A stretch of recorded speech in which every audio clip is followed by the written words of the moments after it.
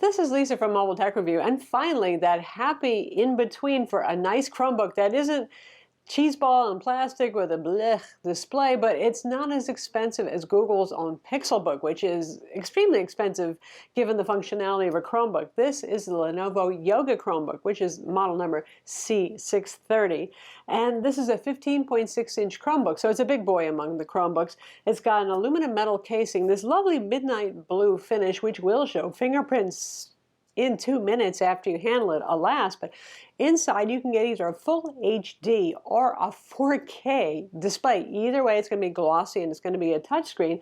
Yoga hinges on it, up to an Intel Core i5 processor, and the pricing starts at around $500.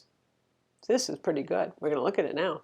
So there are 3 configuration options for this Chromebook. No matter which one you pick, you're going to get 8 gigs of RAM, DDR4, 2400 megahertz. It's good amount of RAM for a Chromebook, actually. 128 gigs of eMMC storage, which is what Chromebooks use. It's sort of more like an SD card in terms of speed, not as fast as an SSD, a lot less expensive. Both the RAM and that storage are soldered on board, so you can't upgrade those afterwards. And you're going to get Intel's 7265 AC Wi-Fi, which is an older dual-band card with Bluetooth 4.1, but doesn't worry me too much.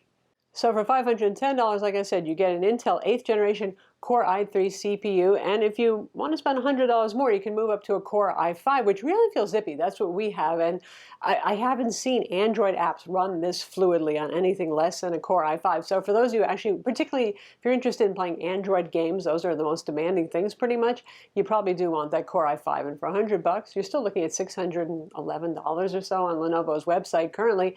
That's pretty good, considering the fact that you get an all-metal casing on this, an aluminum chassis with the same kind of nice hinges, robust ones that Lenovo's using on their ThinkPad laptops, and a very good keyboard, 1.4 millimeters of key travel, and a lovely trackpad. Typically, Chromebooks do have good trackpads, so that's not surprising.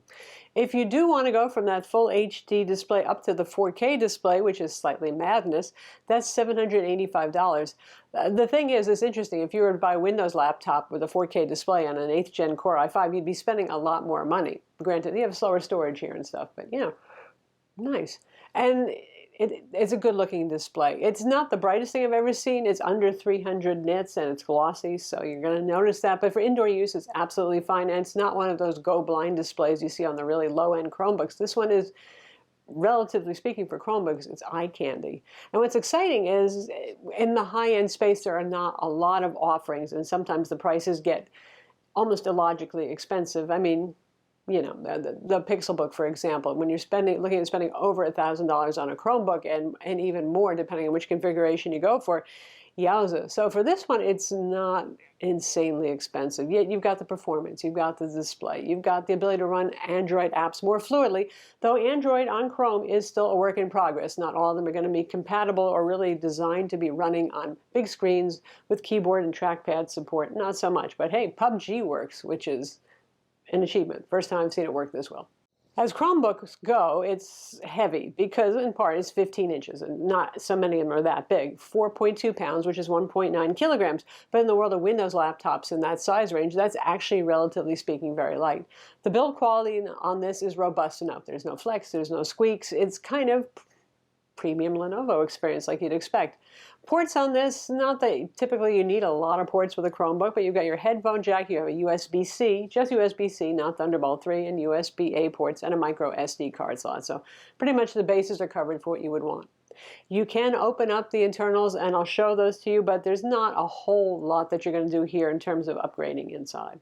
It has a 56 watt-hour battery, which is a pretty standard capacity for an Ultrabook these days. And if you get the full HD display, Lenovo claims that you might get up to 10 hours. Now, we have the 4K display, which gets considerably worse battery life. I can't tell you how close Lenovo is, but remember that manufacturers always overclaim with battery life. So I would expect that full HD one probably to be around 8 hours of battery life, which among Chromebooks isn't super impressive. But again, this one's more powerful, bigger screen, you get the idea. Our 4K display runs about 6 hours on a charge, yeah. So for Chromebooks, not so great. Among Windows laptops, not so bad. As ever with Chromebooks, you have to decide if this is the right product for you. I think this is for those who have had Chromebooks and have liked the experience. Everything pretty much is going to depend on your internet connection, because this is an operating system that is built around the Chrome web browser. Whatever you want to do, you're going to do it within the web browser, be it Google Docs or anything else. Some services, like, say, Google Docs, does support offline work, so you're not absolutely in peril without a Wi-Fi connection, but you get the idea. You can't put Adobe Photoshop on this. You can't do Blender renders on it, no matter how powerful the hardware might be. So that's what it is with Chromebooks. Taking off the bottom cover is pretty straightforward. There are 9 Torx T5 screws that are all visible here. Unscrew them. There are some clips that hold this on, and a good old sound of metal. So that's the inside of our cover. And there are our internals. Here's the battery, so should you need to replace it down the road, you can. Here are our stereo speaker units in rubber shock mounts. That's nice, so they won't vibrate too much. By the way, good sound on these. Nice, loud, and full. So it is a good media consumption machine. You want to watch videos, YouTube, Netflix, whatever it is, you can do that. Here's our CPU heatsink. Here's our fan, all normal stuff. And this is the Wi-Fi card, which is socketed. And like I said, the RAM and the storage are soldered on board. So that's about it for what you're going to do with this laptop once you open it up.